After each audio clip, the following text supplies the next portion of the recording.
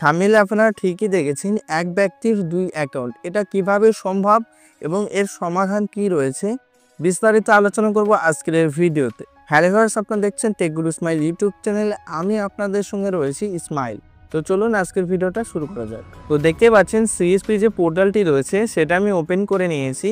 এখানে যে ব্যক্তির ডবল অ্যাকাউন্ট হয়েছে, কেন হয়েছে বা কি কারণ রয়েছে, সলিউশন কি, সমস্ত কিছুই আজকের এই ভিডিওতে আমি আলোচনা করব। এখানে প্রুফ হিসাবে দেখানোর জন্য আমি চলে যাচ্ছি এখানে এনরোলমেন্ট স্ট্যাটাস ইনকোয়ারি। তো এখানে যাওয়ার পর ইকেওয়াইসি সিলেক্ট করে নিলাম। সিলেক্ট করার পর এখানে ডেট রেঞ্জ যেটা রয়েছে সেটা আমি সিলেক্ট করলাম। তো এখানে আমি 1 তারিখ থেকে 8 তারিখ দিয়ে দিচ্ছি। এই যে অ্যাক্টিভ দুটো অ্যাকাউন্ট হয়েছে, এটা কিন্তু আমার আজকে হয়নি, এটা 2-3 দিন আগে হয়েছে। তো ভিডিও আপনাদের আমি করিনি, কারণ ঈদ ছিল এবং বিভিন্ন প্রবলেম ছিল, তার জন্য হয়তো আমি সঙ্গে সঙ্গে ভিডিওটা বানাতে পারিনি, তার জন্য আপলোড করতে পারিনি। তো ভিডিওটা আজকে আমি শ্যুট করছি এবং সমস্ত কিছু আপনাদের প্রুফ সমেত আমি দেখিয়ে দেবো। এই একই ব্যক্তির দুটো অ্যাকাউন্ট কি করে হলো। এখানে আমি ডেট সিলেক্ট করার পর ওকে ক্লিক করছি। দেখতে পাচ্ছেন এখানে যেটা রয়েছে জামশের শেখ, এই জামশের শেখের আমি একটি অ্যাকাউন্ট ওপেনিং করেছিলাম।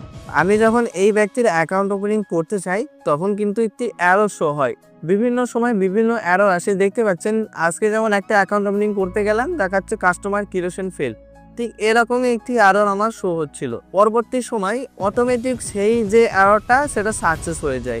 মানে যখন অ্যারোটা আসছিল তখন আমি কি করি, যে অ্যারো তো আসছে, অ্যাকাউন্ট হলো না, আর একবার ট্রাই করে দেখি। তো আমি দ্বিতীয়বার যখন ট্রাই করলাম তখনও সেম অ্যারো দেখাচ্ছিল। পরবর্তী সময় দুটো অ্যারোটি তখন সাকসেস হয়ে যায় এবং কাস্টমারের দুটো অ্যাকাউন্ট হয়ে যায়। এর যে দুটো অ্যাকাউন্ট একটা ব্যক্তি চালাতে পারে না বা সম্ভব নয়, বা একই ব্যাংকে দুটো অ্যাকাউন্ট চালানো যায় না ইকেওয়াইসির মাধ্যমে। তো এটা সমাধান কি রয়েছে, এখানে আপনাদের পিডিএফটা আমি ওপেন করে দেখাবো। দেখতে পাচ্ছেন এখানে যেটা রয়েছে দুজনেরই ডেট অফ বার্থ সেম। কারণ অনেকে আপনারা বলতেই পারেন যে জামশেদ শেখ বলে আরোটা অন্য ব্যক্তি থাকতে পারে। তো এখানে দেখতে পাচ্ছেন ডেট অফ বার্থটা সেম এবং এখানে যেটা রয়েছে পিডিএফে যদি আমি এখানে ক্লিক করি পিডিএফটা ওপেন হয়ে যাচ্ছে, এখানে প্রিন্ট করতে দিচ্ছে না আই উইল ম্যাক। তো এই প্রবলেমটা আসছে। তো এখানে দুটো যে পিডিএফ রয়েছে, প্রথম পিডিএফটা আমি এখানে ওপেন করলাম, হচ্ছে না, অ্যাকাউন্ট এখানে দিয়ে দিয়েছে কিন্তু পিডিএফটা ডাউনলোড করে আমি দেখাতে পারলাম না। পিডিএফটা ডাউনলোড করলে হয়তো আপনারা অনেকেই বুঝতে পারতেন যে ছবিটা একই কাস্টমারের কিনা। এটা অনেকে আপনাদের ডাউট থাকতে পারে যে ইসমাইলদা ভুল বলছে কিনা। এখানে যদি ফর্মটা বার করা যেত সবচেয়ে ভালো হতো, কিন্তু এখানে ফর্মটা আমি বার করতে পারছি না। কিন্তু এখানে অ্যাকাউন্ট নাম্বার দুটোতেই দিয়ে দিচ্ছে। তো দেখতে পাচ্ছেন এখানে অ্যাকাউন্ট ওপেন দুটোতেই দেখাচ্ছে। একই ব্যক্তির কিভাবে দুটো অ্যাকাউন্ট সম্ভব সেটা আলোচনা করা হয়ে গেল। এবার আমি আলোচনা করব যে এর সমাধান কি রয়েছে। এই যে প্রবলেমটা নিয়ে যখন আমি একটু রিসার্চ করি তখন আমি জানতে পারি যে এরকম সার্ভার ইস্যুর জন্য হতে পারে।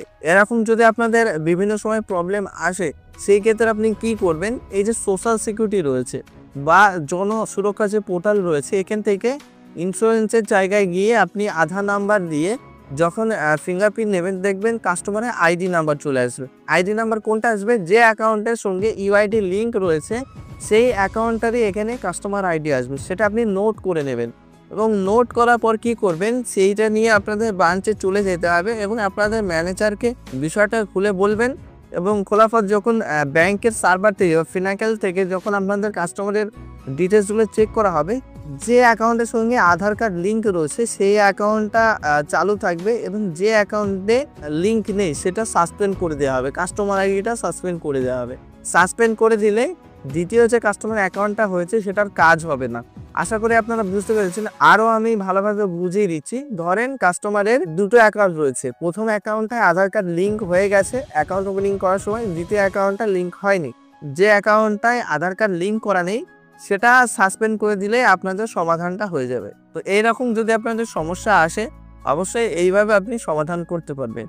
আশা করি আজকের এই ভিডিওতে আপনাদের আমি বোঝাতে পেরেছি। আজকের এই ভিডিওটা যদি ভালো লাগে অবশ্যই আমাদের চ্যানেলটি লাইক, শেয়ার, কমেন্ট এবং সাবস্ক্রাইব করতে ভুলবেন না। ধন্যবাদ।